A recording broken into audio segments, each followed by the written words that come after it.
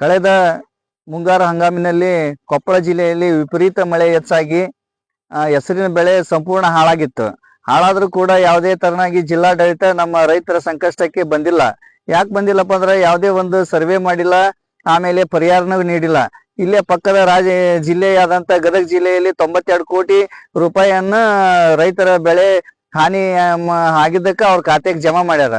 ಅಂತಾದ್ರೂ ಕೂಡ ನಮ್ಮ ನೆರೆಯ ಜಿಲ್ಲೆಯಾದಂತ ಕೊಪ್ಪಳಕ್ಕೆ ಯಾಕೆ ಈ ಮಲ್ತಾಯಿ ಧೋರಣೆ ನೀಡ್ತಾರ ಸರ್ಕಾರ ಮತ್ತು ಜಿಲ್ಲಾಡಳಿತ?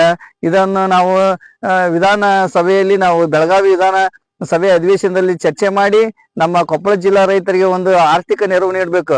ಯಾಕಪ್ಪ ಅಂದ್ರೆ ಇಲ್ಲಿ ರೈತರು ಸರಿಸುಮಾರು 30ರಿಂದ 40 ಸಾವಿರ ರೂಪಾಯಿ ಖರ್ಚು ಮಾಡಿ ಹೆಸರನ್ನ ಬಿತ್ತನೆ ಮಾಡಿ, ಆ ಬಿತ್ತನೆ ಮಾಡಿದಂತ ಹೆಸರು ಕಟಾವು ಬರುವ ಹಂತದಲ್ಲಿ ವಿಪರೀತ ಮಳೆ ಆಗಿದ ಕಾರಣ ಎಲ್ಲ ಬೆಳೆಯು ಸರ್ವನಾಶ ಆಗಿ ಹೋಗ್ಬಿಡ್ತು. ಅಂತದನ್ನು ಕೂಡ ಜಿಲ್ಲಾಡಳಿತ ಈ ಕಡೆ ಎಚ್ಚೆತ್ತದೆ. ಯಾವುದೇ ಅಧಿಕಾರಿಗಳನ್ನ ನೇಮಕ ಮಾಡಿ NDRF ಆಗ್ಲಿ STRF ಆಗ್ಲಿ ಇವರೆಲ್ಲರನ್ನ ತನಿಖೆ ಮಾಡಕ ಏನಪ್ಪಾ ಅಂದ್ರೆ ಒಂದು ಬೆಳೆ ಸರ್ವೆ ಮಾಡಕ್ಕೂ ಕಳಿಸಿಲ್ಲ.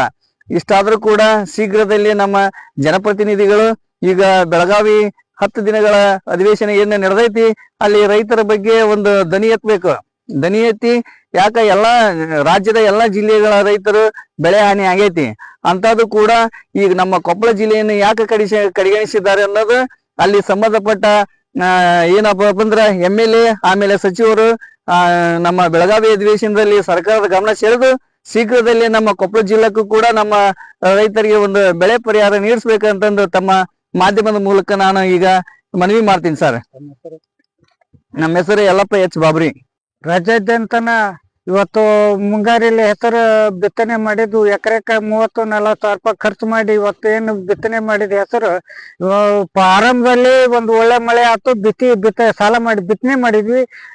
ಕಳೆದ 1 ತಿಂಗಳು ಆದ ನಂತರ ಏನೈತಿ ಅದು ಒಣಗ ಹಂತದಾಗಿದ್ದು ಮತ್ತು ಒಂದು ಜುಲೈ ತಿಂಗಳದ ಮಳೆ ಆಯ್ತು. ಮಳೆ ಆದದ್ದು ಜುಲೈ ತಿಂಗಳಿಂದ ಆಗಸ್ಟ್ ತಿಂಗಳವರೆಗೆ ಸತತವಾಗಿ ಮಳೆ ಸುರಿದು ಬೆಳೆ ಎಲ್ಲ ಸಂಪೂರ್ಣ ಹಾಳಾಗ್ಬಿಟ್ಟು ಎಲ್ಲ ಏನು ತಿನ್ನಕ್ ಸಹಿತ ಬರಲ್ಲ ಆ ರೀತಿ ಆಗ್ಯಾವ. ಆ ರೀತಿ ಆದ್ರೂ ಕೂಡ ಇವತ್ತು ನಮ್ಮ ಕೊಪ್ಪಳ ಜಿಲ್ಲಾ ಉಸ್ತುವಾರಿ ಸಚಿವ ಶಿವರಾಜ್ ತಂಗಡಿಗೆ ಅವರು ಇವತ್ತು ಪರಿಹಾರ ಬಗ್ಗೆ ಏನು ಅಧಿಕಾರಿಗಳು ಹೇಳಿ ಒಂದು ಸರ್ವೆ ಮಾಡ್ಲಿಲ್ಲ, ಕೇಂದ್ರ ತಂಡ ಕರ್ಸಿಯರನ್ನು ಸರ್ವೆ ಮಾಡ್ಲಿಲ್ಲ, ಅದಕ್ಕೆ ಏನು ಪರಿಹಾರ ಹಾಕಂತ ವ್ಯವಸ್ಥೆ ಆಗ್ಲಿಲ್ಲ.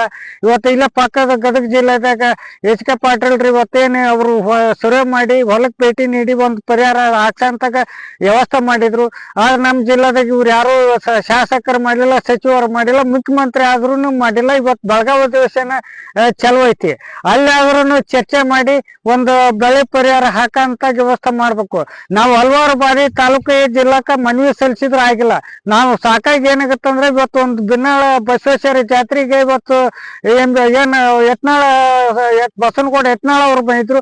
ಅವ್ರಿಗೆ ಸತ್ಯ ನಾವು ವಿರೋಧ ಪಕ್ಷ ಒಂದು ಬೆಳೆ ಪರಿಹಾರ ಹಾಕಿಸ್ರಿ ಹೀಗಾಗೈತೆ ಅವ್ರು ನಮ್ಮ ಇದಾಗಿಲ್ಲ ಅಂತ ಅವ್ರಿಗೆ ವಿರೋಧ ಪಕ್ಷದ ನಾಯಕ ಸತ್ಯ ನಾವು ಮನವಿ ಕೊಟ್ಟಿವಿ. ಆ ಮನವಿ ಏನು ಯಾರಿಗ್ ಮನವಿ ಸಲ್ಲಿಸಿದ್ರಿ ಏನಾಗೈತೆ ಅಂದ್ರೆ ಬೆಳಗಾವಿ ಅಧಿವೇಶನದಲ್ಲಿ ಯಾರು ಚರ್ಚೆ ಮಾಡಿಲ್ಲ.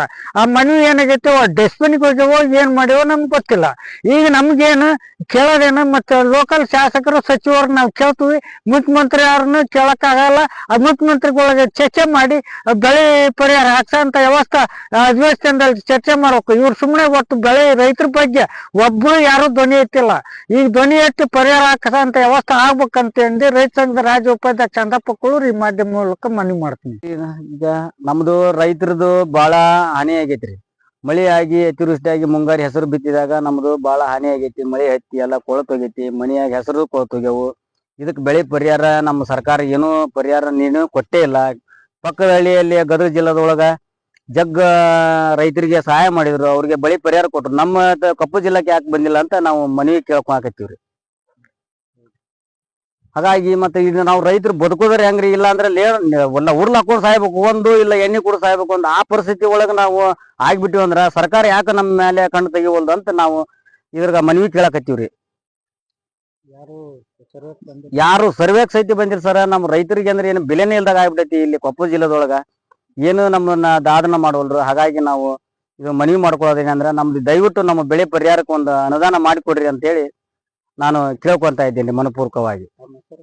ಪ್ರಕಾಶ್ ಹೊನ್ಕೇರಪ್ಪ ಡೊಳ್ಳಿನ್ರಿ.